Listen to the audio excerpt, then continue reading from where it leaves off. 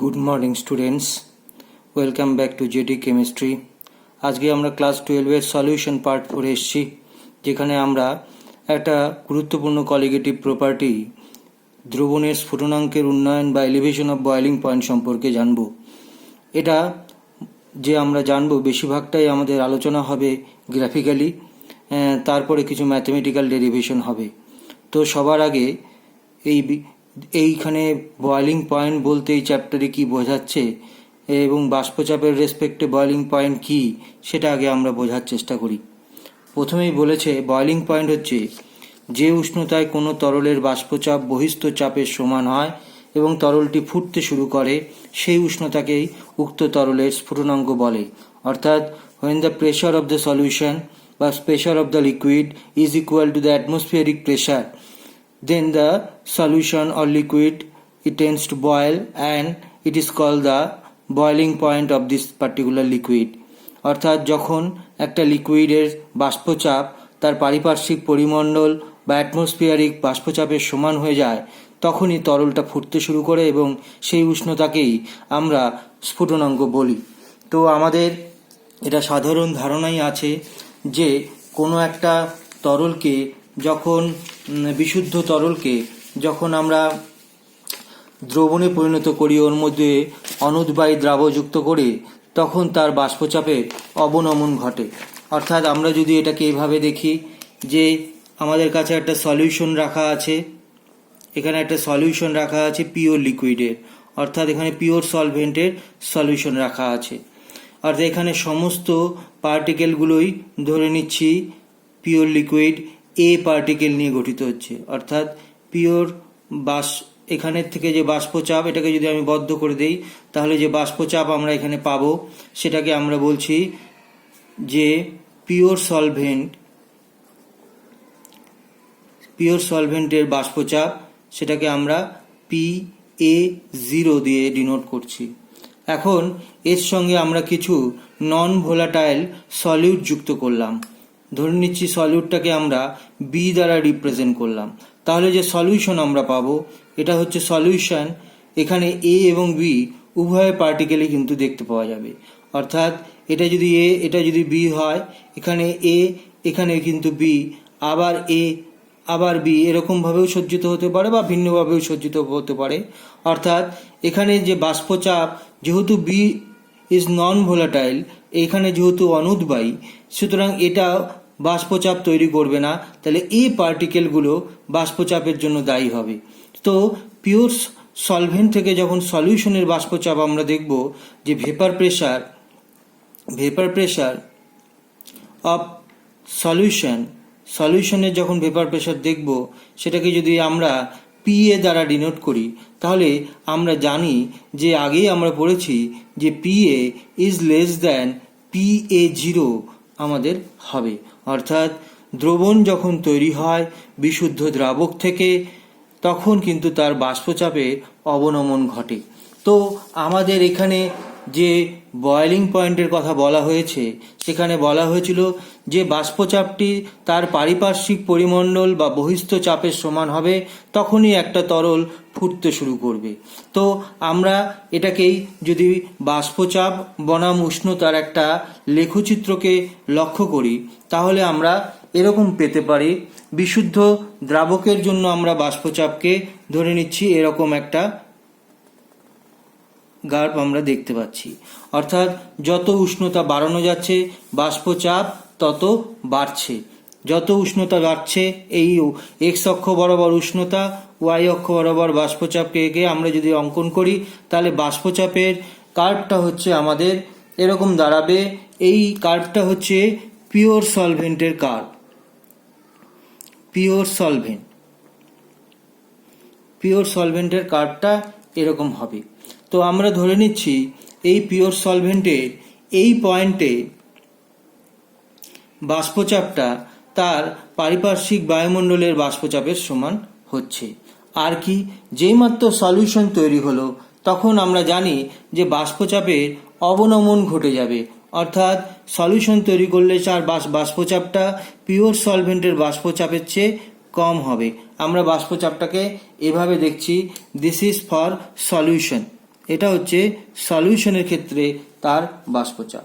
কে এইভাবে যদি আমরা লক্ষ্য করি তাহলে আমরা কি দেখব, এই যে বাষ্পচাপের যে কার্ভটা আমরা দেখতে পাচ্ছি, যে এই কার্ভটার ক্ষেত্রে অর্থাৎ পিওর সলভেন্টের কার্ভের ক্ষেত্রে ধরে নিচ্ছি এই পয়েন্টে বাষ্পচাপটা পারিপার্শ্বিক বায়ুমণ্ডলের বাষ্পচাপের সমান হচ্ছে। তাহলে এর রেসপেক্টে আমরা যে টেম্পারেচার পাবো এটাকে আমরা বললাম টিবি, অর্থাৎ boiling temperature of TB, boiling temperature of pure solvent TB. আর এই সময় বাষ্পচাপ কিন্তু সলিউশনের পারিপার্শ্বিক বায়ুমণ্ডলের বাষ্পচাপের চেয়ে অনেক কম। সেটাকে সমান করতে গেলে আমাদেরকে এই কার্ভটাকে আরও এক্সটেন্ড করতে হবে। এই পয়েন্টে বাষ্পচাপটা সলিউশনের ক্ষেত্রে পারিপার্শ্বিক বায়ুমণ্ডলের বাষ্পচাপের সমান হবে, সুতরাং এখানে হবে হচ্ছে এটা টিবি ড্যাশ। তাহলে আমরা এখান থেকে বলতে পারি যে TB dash is the boiling temperature of solution and TB is the boiling temperature বা boiling point of the pure solvent।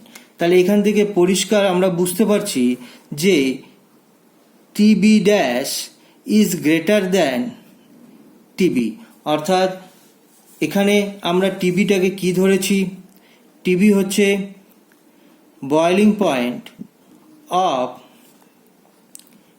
Pure solvent, এটা আমরা ধরেছি। আর TB dash is equals to boiling point of solution, সলিউশনের boiling পয়েন্টকে আমরা TB dash দিয়ে denote করছি।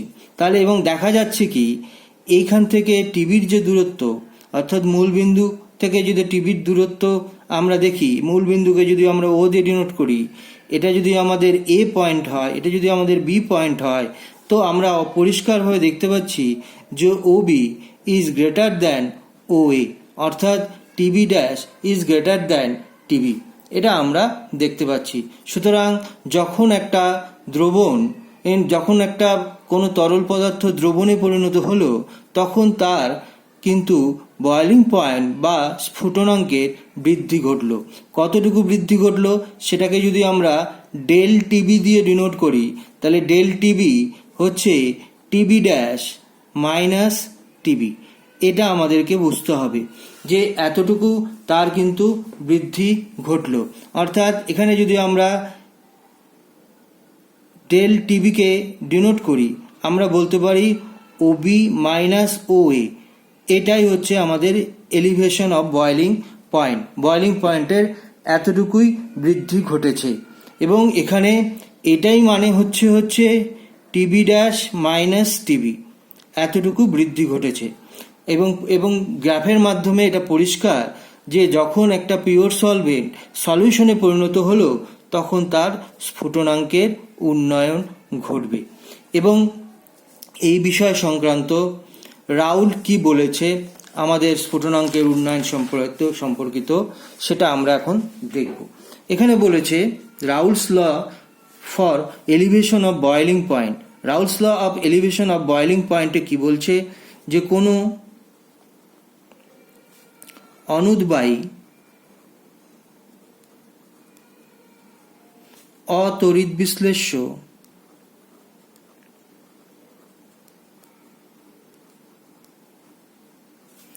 অসংযোজী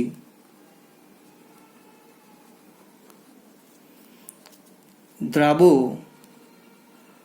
বিশুদ্ধ দ্রাবকে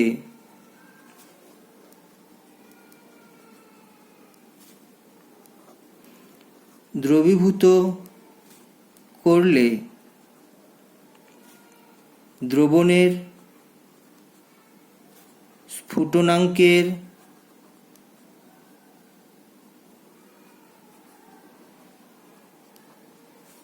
যে উন্নয়ন হয় তা দ্রবণের মোলাল, ভালো করে মনে রাখতে হবে, মোলার নয় কিন্তু মোলাল গাঢ়ত্বের সমানুপাতিক। এটা আমাদের রাউলস লয় বলেছে যে কোনো দ্রাবক যদি সেটা নন ভোলাটাইল, নন ইলেকট্রোলাইট এবং নন অ্যাসোসিয়েটেড কোনো একটা দ্রাবকের, কোনো বিশুদ্ধ দ্রাবকের মধ্যে যদি দ্রবীভূত করা যায় তাহলে দ্রবণ যে উৎপন্ন হয় সেখানে স্ফুটনাঙ্কের উন্নয়ন ঘটে এবং সেটি কি হয়, সেটি হচ্ছে মোলাল গারত্ব যে দ্রবণের থাকে তার সমানুপাতিক হয়। তো ধরে নিচ্ছি আমাদের স্ফুটনাঙ্কের উন্নয়ন ঘটেছে হচ্ছে del TB. Del TB is directly proportional to M. এখানে এম কি? এম হচ্ছে দ্রবণের মোলাল গারত্ব। এটা আমরা দেখতে পেলাম মোলাল গারত্ব। এখন ডেল টিবি, এখান থেকে মোলাল গারত্ব উঠিয়ে নিলে এখানে একটা ধ্রুবককে আনতে হয় যেটাকে আমরা কেবি দিয়ে ডিনোট করি, কেবি ইন্টু এম। এই কেবিটাকে বলা হয় মোলাল স্ফুটনাঙ্ক উন্নয়ন ধ্রুবক। মোলাল স্ফুটনাঙ্ক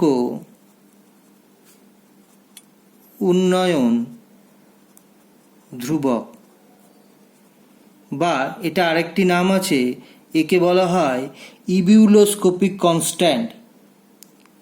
ইবিউলিওস্কোপিক কনস্ট্যান্ট। ঠিক আছে, তাহলে এখান থেকে আমরা একটা ফর্মুলা ডিরাইভ করলাম। সেই ফর্মুলাটা কীরকম, যে del TB is equals to KB into M, যেখানে কেবি হচ্ছে মোলাল স্ফুটনাঙ্ক উন্নয়ন ধ্রুবক বা ইবিউলোস্কোপিক কনস্ট্যান্ট, আর এম হচ্ছে তার মোলালিটি দ্রবণের, আর ডেল টিবি হচ্ছে কতটুকু উন্নয়ন হলো। এবং এখানে ডেল টিবি হচ্ছে টিবি ড্যাশ মাইনাস টিবি, অর্থাৎ টিবি ড্যাশ মানে আমরা আগেই দেখেছি boiling point of the solution, আর টিবি হচ্ছে boiling point of the pure solvent. এটা আমরা কিন্তু জানি। তাহলে আমরা এখান থেকে ebullioscopic constant KB equals to লিখতে পারি KB equals to del TB by M.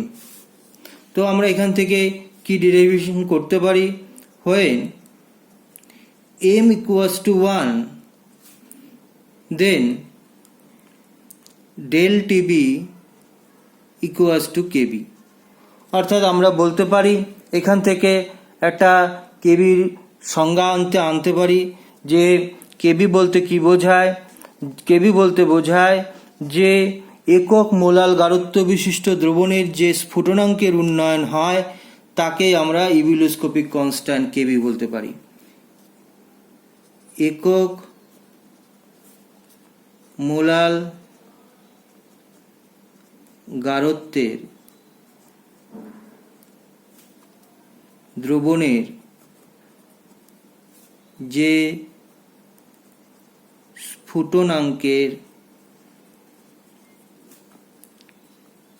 উন্নয়ন ঘটে তাকে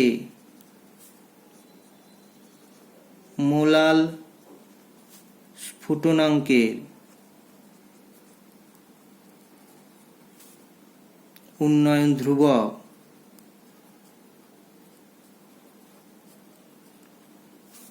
বা কেবি বলা হয়। এটা আমরা বলতে পারি। আবার এটাকে এভাবেও বলা যেতে পারে যে 1 গ্রাম অণু বা 1 মোল কোনো দ্রাবকে যদি, মানে 1 গ্রাম না 1 কেজি কোনো দ্রাবকে যদি 1 গ্রাম অণু বা 1 মোল কোনো অনুদ্বায়ী দ্রবীভূত থাকে তাহলে দ্রবণের যে স্ফুটনাঙ্কের উন্নয়ন ঘটে সেটাকে আমরা মোলাল স্ফুটনাঙ্ক উন্নয়ন বলি। এটার আরেকটা আমরা বলতে পারি 1 কেজি বিশুদ্ধ দ্রাবকে 1 গ্রাম অণু বা 1 মোল কোনো অনুদ্বায়ী অতড়িৎ বিশ্লেষ্য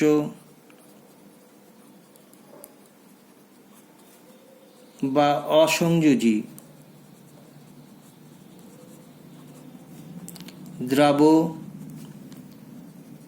দ্রবীভূত থাকলে দ্রবণের যে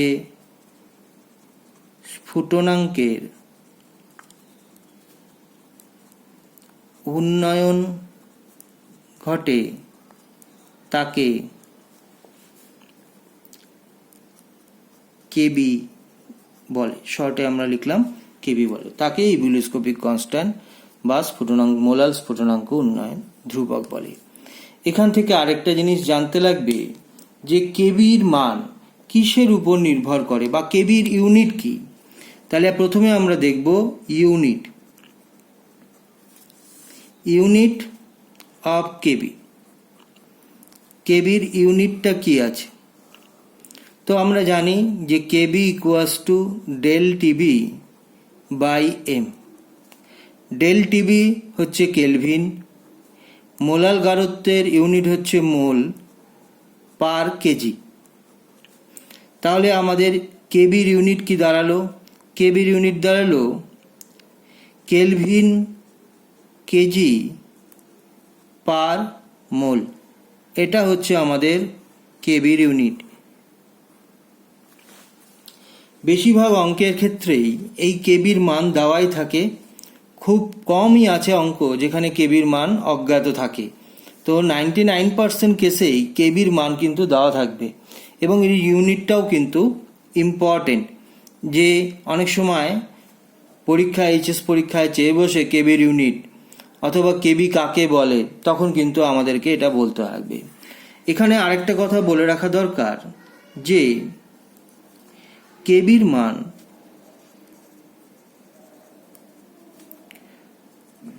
দ্রাবকের প্রকৃতির উপর নির্ভর করে। দ্রাবকের প্রকৃতির উপর নির্ভর করে, কিন্তু দ্রাবের প্রকৃতির উপর নির্ভর করে না। আমরা কেবি এর মান, কেবি সমান সমান কি জানি? KB equals to R TB square divided by 1000 LV. এটা কেবির মান, এটা আমাদেরকে মনে রাখতে হবে। KB equals to R TB square by 1000 LV. এখানে আর কি? আর হচ্ছে সার্বজনীন গ্যাস ধ্রুবক।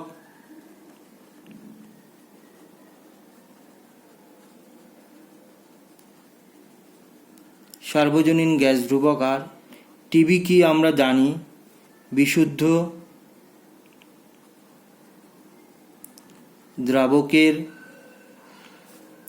স্ফুটনাঙ্ক।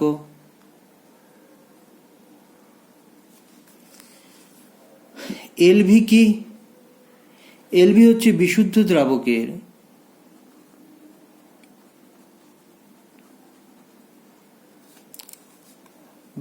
দ্রাবকের বাষ্পীভবনের লীন তাপ।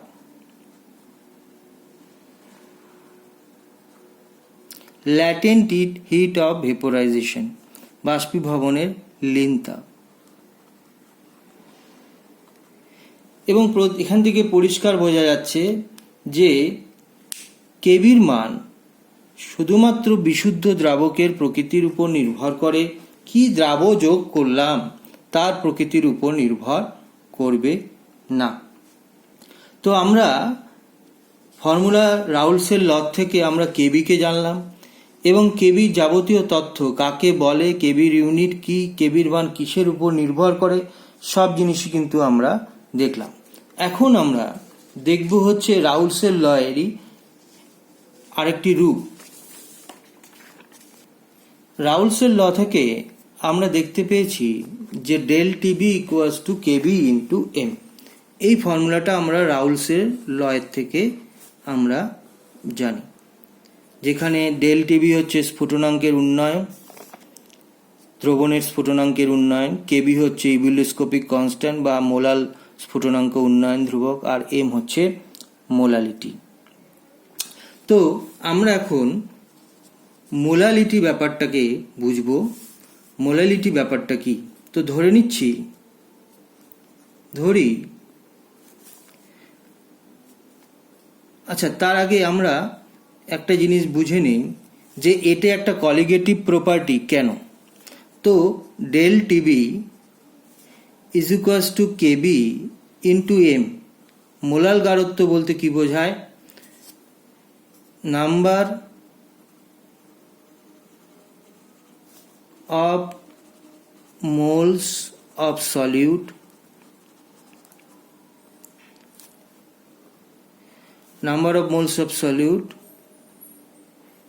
in 1000 grams of pure solvent। এটা বোঝায়। আমরা মোলালিটি বলতে বোঝায় যে 1000 গ্রাম বিশুদ্ধ দ্রাবকে বা 1 কেজি বিশুদ্ধ দ্রাবকে কত মোল বা কত গ্রাম অণু দ্রবীভূত থাকতে পারে। তাহলে এখানে পরিষ্কার বোঝা যাচ্ছে যে স্ফুটনাঙ্কের উন্নয়ন ধ্রুবক কিসের উপর নির্ভর করছে? নির্ভর করছে হচ্ছে নাম্বার অফ মোলসের উপর। নাম্বার অফ মোলস মানেই নাম্বার বা সংখ্যা। তাহলে এটা একটা সংখ্যার উপর নির্ভরশীল রাশি, তাই আমরা বলতে পারি এটা একটা হচ্ছে কলিগেটিভ প্রপার্টি। তাহলে এলিভেশন অফ বয়েলিং পয়েন্ট কেন কলিগেটিভ প্রপার্টি বা সংখ্যাগত ধর্ম? তো আমরা এখান থেকে বলে দিতে পারি রাউলসের ল থেকে। তো এখন আমরা আসছি তার একটা ভিন্ন রূপ নিয়ে। ধরি W2 grams of solute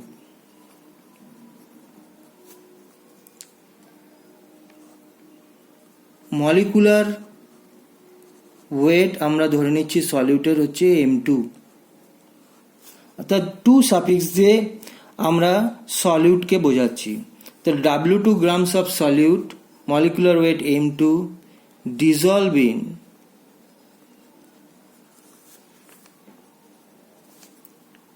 W1 gram of pure solvent। এবং সলিউটটা অবশ্যই নন ভোলাটাইল সলিউট হবে, এটা কিন্তু আমরা আগেই ধরে নিচ্ছি, নন ইলেকট্রোলাইট হবে ইত্যাদি ইত্যাদি। তাহলে আমরা এখান থেকে মোলালিটি আমরা বার করতে পারি। তাহলে মোলালিটি ইকুয়ালস টু আমরা কি বলতে পারি? W2 by M2। এত মোল কতর মধ্যে দ্রবীভূত আছে? বলছে W1 গ্রাম বিশুদ্ধ দ্রাবকে দ্রবীভূত আছে। কতর মধ্যে হতে লাগবে? তো বলছে 1000 গ্রামের মধ্যে হতে লাগবে। This is your molality. তাহলে ইকুয়েশনটা আমাদেরকে মনে রাখতে হবে, W2 by M2 into W1 into 1000। তাহলে আমাদের ইকুয়েশনটা কি দাঁড়ালো গিয়ে হচ্ছে del TB is equals to KB, এটা তো থাকলোই, সঙ্গে মোলাল গারত্বের ক্ষেত্রে W2 by M2 into W1 উপরে হচ্ছে 1000। এটাও আমাদের কিন্তু একটা সমীকরণ। এই সমীকরণটাও আমাদেরকে কিন্তু মনে রাখতে হবে।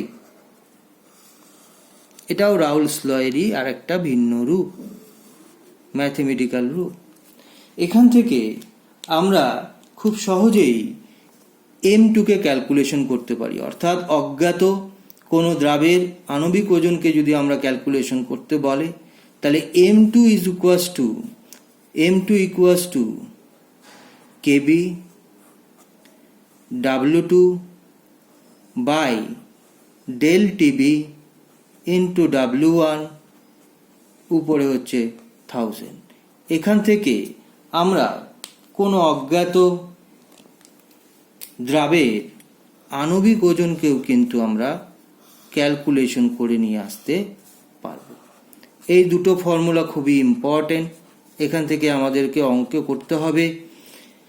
তো আমাদের এই দুটো ফর্মুলাকে কিন্তু মনে রাখতে অবশ্যই হবে।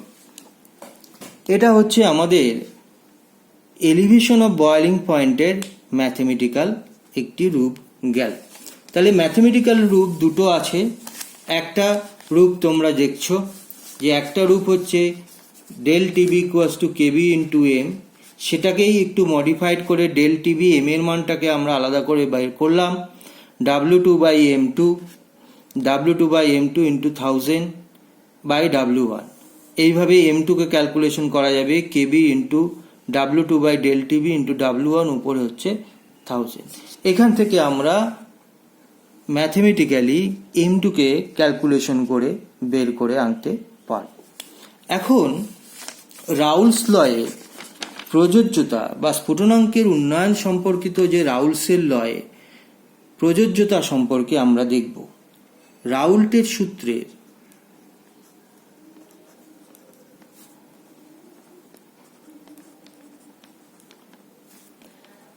প্রযোজ্যতা কখন কখন রাউল্টের এই সূত্রটা প্রযোজ্য হবে। এক নাম্বার কন্ডিশন প্রথমেই বলে রাখা দরকার, যেটা আমরা বারবারই বিভিন্ন কলিগেটিভ প্রপার্টি বলতে গিয়েই বলবো, যে এটি শুধুমাত্র সেই দ্রাবর ক্ষেত্রেই প্রযোজ্য হবে যেই দ্রাব অনুদ্বায়ী, অসংযোজী এবং অতড়িৎ বিশ্লেষ্য বা তড়িৎ অবিশ্লেষ্য হতে হবে। ঠিক আছে, দ্রাব মানে সলিউটকে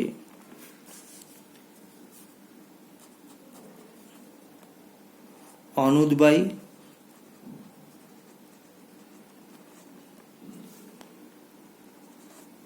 অসংযোজী, তড়িৎ অবিশ্লেষ্য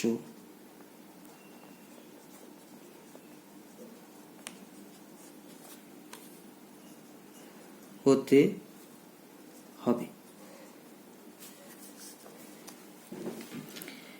ঠিক আছে, তাহলেই রাউলসের এই সূত্রটি প্রযোজ্য হবে। আর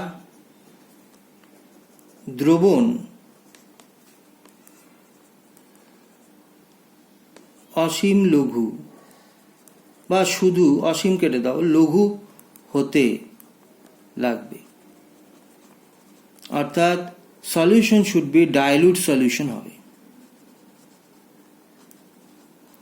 কনসেন্ট্রেশন খুব কম হবে। কনসেন্ট্রেশন বেশি হলে তাহলে দ্রাব এবং দ্রাবকের পার্টিকেলগুলোর মধ্যে ইন্টারাকশন বেড়ে যাবে, তখন সেটা অনাদর্শ দ্রবণের ন্যায় কাজ করবে। আর দ্রবণ লঘু হলে সেটি আদর্শ দ্রবণের ন্যায় কাজ করবে। এর ফলে সেটি সহজেই রাউল্টের সূত্র মেনে চলবে। তো এগুলো হলো সবই এলিভেশন অফ বয়েলিং পয়েন্ট সংক্রান্ত আলোচনা। এখন আমরা এটার কিছু অঙ্ক নিয়ে আলোচনায় যাব। এখানে একটি অঙ্ক দেখা যাক প্রথমে, যেখানে বলেছে যে 6 গ্রাম ইউরিয়াকে, যার আণবিক ওজন হচ্ছে 60, 50 গ্রাম জলে দ্রবীভূত করা হলো। দ্রবণের স্বাভাবিক স্ফুটনাঙ্ক কত হবে, অর্থাৎ দ্রবণের স্ফুটনাঙ্ক জানতে চাচ্ছে।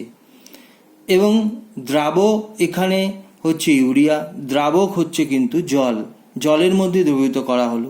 জলের কেবির মান কিন্তু এখানে দেওয়া আছে। ঠিক আছে, তো এখানে কি কি দেওয়া আছে সেটা নিয়ে আমরা এখন একটু আলোচনায় যাচ্ছি। এখানে W2 দেওয়া আছে। আমরা যে W2 ধরেছিলাম দ্রাবর ক্ষেত্রে 2 দিয়ে আমরা রিপ্রেজেন্ট করব, সেটা দেওয়া আছে হচ্ছে 6 গ্রাম। এখানে M2 বলে দেওয়া আছে আণবিক ওজন দ্রাবের, এটা হচ্ছে 60, এটা বলা আছে। এবং W1 এখানে বলে দেওয়া হচ্ছে 50 গ্রাম, অর্থাৎ 50 গ্রাম জলের মধ্যে এটা দ্রবীভূত করা হচ্ছে। তো আমরা রাউল্টের সূত্র, রাউলসের ল অনুযায়ী আমরা বলতে পারি যে del TB is equals to KB into M. এটা আমরা জানি। এখন এমকে আমরা ক্যালকুলেশন করে আগের থেকে বের করে আনি। এম বা মোলাল গারত্ব ইকুয়ালস টু আমরা জানি W2/M2 ইন্টু W1, উপরে হচ্ছে 1000। এখানে এর মান কত আছে? W2-র মান বলে দিচ্ছে 6, M2-র মান হচ্ছে 60, W1 হচ্ছে 50। কতর মধ্যে? 1000-এর মধ্যে আমাদেরকে বের করতে হবে। তাহলে 0 0 কেটে গেল, 6 6 কেটে গেল, 2। তাহলে আমাদের এখানে অ্যান্সার আসলো হচ্ছে 2 মোলাল। মোলালিটি আসলো হচ্ছে 2 মোলাল। সলিউশন আসলো আমাদের কাছে। তাহলে আমাদের মোলালিটি বেরিয়ে গেল। এখন আমাদেরকে রাউলসের লয়ে ফেলতে হবে, অর্থাৎ আমরা এখান থেকে আমরা বার করতে পারি যে ডেল টিবি ইজুকাস টু কত। আচ্ছা, কেবির মান বলে দেওয়া আছে 0.52, আর মোলালিটি আমরা বের করে আনছি 2। তাহলে 0.52 ইন্টু 2 করলে আমাদের বেরোচ্ছে ডেল টিবির মান 1.04। 1.04 হচ্ছে আমাদের ডেল টিবি। এখানে কি বের করতে হবে? এখানে বের করতে বলছে দ্রবণের স্ফুটনাঙ্ক কত হবে। টিবি আমরা সবাই জানি 373 স্ফুটনাঙ্ক, বা যেটাকে আমরা এত কেলভিন আর 100 ডিগ্রি সেলসিয়াস, এটা জানি। আমাদের বের করতে দিয়েছে হচ্ছে টিবি ড্যাশ কত হবে। তো ডেল টিবি মানে আমরা বলতে পারি টিবি ড্যাশ মাইনাস টিবি। যেহেতু আমরা এখানে বলে দিতে পারি যে TB dash is greater than TB, elevation of boiling point হয়েছে। তো এখানে TB dash equals minus TB equals to 1.04 আসছে। তাহলে এখান থেকে আমাদের বার করতে হবে টিবি ড্যাশকে। টিবি ড্যাশ ইকুয়াস টু তাহলে কি আসলো? 1.04 প্লাস টিবি। তাহলে টিবি ড্যাশ কত আসলো? 1.04 প্লাস 373 এত কেলভিন। তাহলে প্লাস 373 কেলভিন করলে এটার মান দাঁড়াবে হচ্ছে 374.04। এটা আসবে হচ্ছে টিবি ড্যাশ বা সলিউশনে এত কেলভিন। এটা আসবে সলিউশন বা দ্রবণের স্ফুটনাঙ্ক, স্বাভাবিক স্ফুটনাঙ্ক। ঠিক আছে, তাহলে টিবি এখান থেকে আমরা বের করলাম, টিবি ডেল টিবি বের করলাম হচ্ছে 1.04। এটা আমাদেরকে মান বসিয়ে বার করা হলো যে কেবির সঙ্গে মোলালিটি গুণ করে টিবি ডেল টিবি আমরা বের করলাম। ডেল টিবি মানে টিবি ড্যাশ মাইনাস টিবি ইজুকাস টু 1.04 আমাদের আসলো। তো টিবি ড্যাশ মানে হচ্ছে টিবির মানটা আমরা যোগ করে দিলাম 1.04 প্লাস টিবি। টিবি কত? জলের নর্মাল স্ফুটনাঙ্ক হচ্ছে 373 কেলভিন। 373 যোগ করে টিবি ড্যাশের মান আসলো 374.04। এটা হচ্ছে আমাদের 1 নম্বর অঙ্ক নিয়ে আমরা আলোচনা করলাম। তোমরা ভালো করে এই জায়গাটাকে করে নাও। এরপরে আমাদের একটি অঙ্ক আছে যেটা 42.04 গ্রাম বেঞ্জিনে 0.5042 গ্রাম কোনো একটি অনুদ্বায়ী দ্রব দ্রবীভূত করলে দ্রবণের স্ফুটনাঙ্ক 80.38 ডিগ্রি সেলসিয়াস হয়। দ্রাবটির আণবিক গুরুত্ব নির্ণয় করতে বলছে। বিশুদ্ধ বেঞ্জিনের স্ফুটনাঙ্ক বলে দেওয়া আছে 80.2 ডিগ্রি সেলসিয়াস এবং কেবি হচ্ছে 2.65, এটি বলে দেওয়া আছে। তোমরা সবাই পজ করে অঙ্কটি নিজেরা চেষ্টা করো, তারপরে আমরা অঙ্কটা করব। তো এখানে দ্রবণটির স্ফুটনাঙ্ক দেওয়া আছে, আবার বিশুদ্ধ বেঞ্জিন হচ্ছে দ্রাবক, দ্রাবকের স্ফুটনাঙ্কও দেওয়া আছে। তাহলে আমাদেরকে প্রথমে বার করতে হবে যে ডেল টিবি ইজুকাস টু কি। আমরা জানি টিবি ড্যাশ মাইনাস টিবি। এখানে টিবি ড্যাশ কত বলা আছে সেটা আমরা দেখব। এখন টিবি ড্যাশ বলা আছে হচ্ছে সেলসিয়াস স্কেলে আছে, এটাকে কেলভিনে রূপান্তরিত করতে হবে। 80.38 প্লাস 273 এটা আমরা কনভার্ট করলাম কেলভিন স্কেলে। এর সঙ্গে বিয়োগ করতে হবে হচ্ছে 80.2 প্লাস 273, এটাকেও আমরা কেলভিন স্কেলে আমরা কনভার্ট করলাম। একবারেও লেখা যেতে পারত, কিন্তু আমরা এটাকে করে নিলাম। তাহলে মান কত আসলো? 80.38 মাইনাস 80.2, তাহলে 0.18। এটা 273 কেটে গেল, 0.18 কেলভিন আমাদের ডেল টিবির মানটা বেরিয়ে আসলো। তাহলে স্ফুটনাঙ্কের উন্নয়ন কতটুকু হলো? স্ফুটনাঙ্কের উন্নয়ন কিন্তু আমাদের এটা আসলো, এতটুকু স্ফুটনাঙ্কের উন্নয়ন ঘটেছে, এটা আমরা বের করে আনলাম। এবার আমাদের কি করতে হবে? মোলালিটি বার করতে হবে এবং দ্রাবকটির আণবিক গুরুত্ব নির্ণয় করতে হবে। ধরি দ্রাবকটির আণবিক গুরুত্ব ইজুকাস টু আমরা ধরে নিলাম M2। এবার বলছে কত গ্রাম অনুদ্বায়ী দ্রাবক দ্রবীভূত আছে? এত গ্রাম।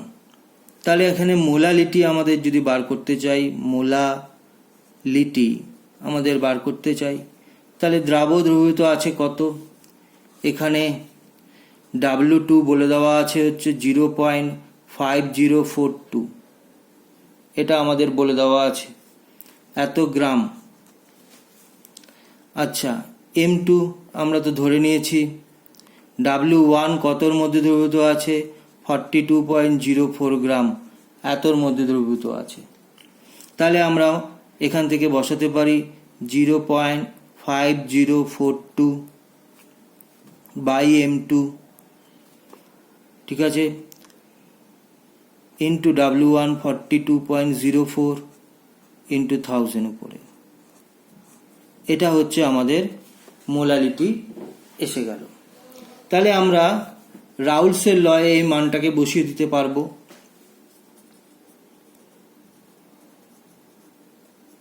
রাউলসের লয়ে আমরা যদি মানটাকে বসিয়ে দিই, তাহলে কি দাঁড়ালো? জেল টিবি ইজুকাস two KB into M. Del TB আমরা বের করেছি 0.18, কেবির মান দেওয়া আছে 2.65, কেবি গিভেন আছে, কেবির মান 0.18 ইকুয়ালস টু 2.65 ইন্টু মোলাল গারত্ব। মোলাল গারত্বের ক্ষেত্রে 0.5042 into 1000 divided by M2 into 42.04। এই হচ্ছে আমাদের পুরো ইকুয়েশনটা, এরকম দাঁড়িয়ে গেল। তাহলে আমরা এটাকে ক্যালকুলেশন করি। ক্যালকুলেশন করলে এটার মান কীরকম আসলো দেখি আমরা। 0.5042 ইন্টু 1000,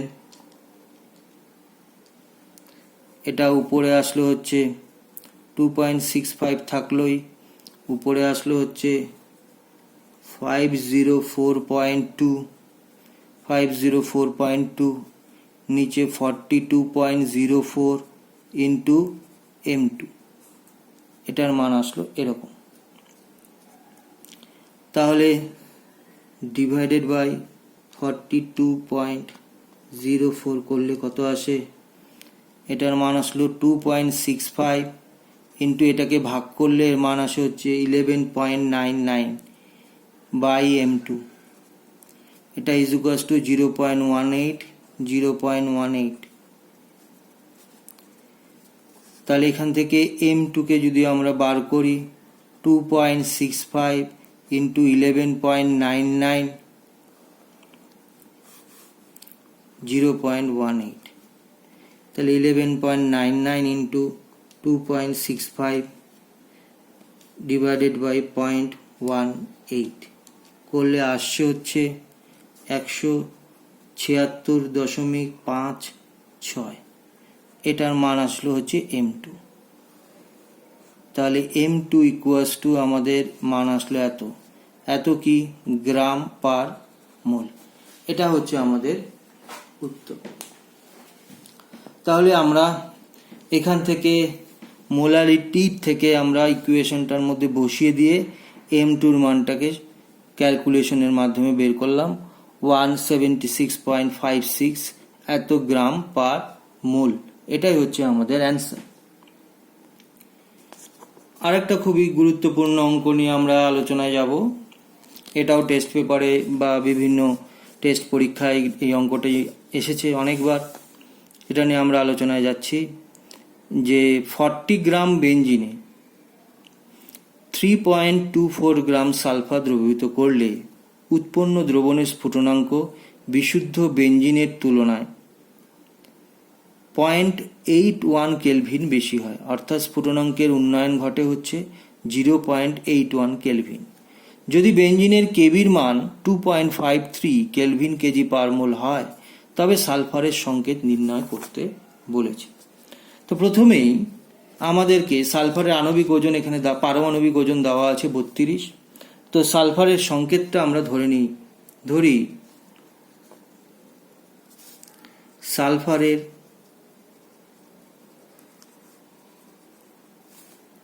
সংকেত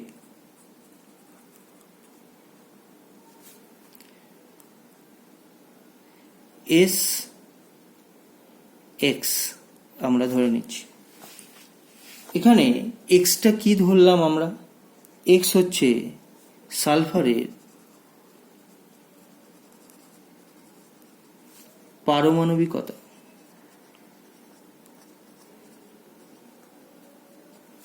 অর্থাৎ সালফারের কয়টা পরমাণু ওই অণুটার মধ্যে আছে, এটা আমরা ধরে নিলাম। সুতরাং সালফারের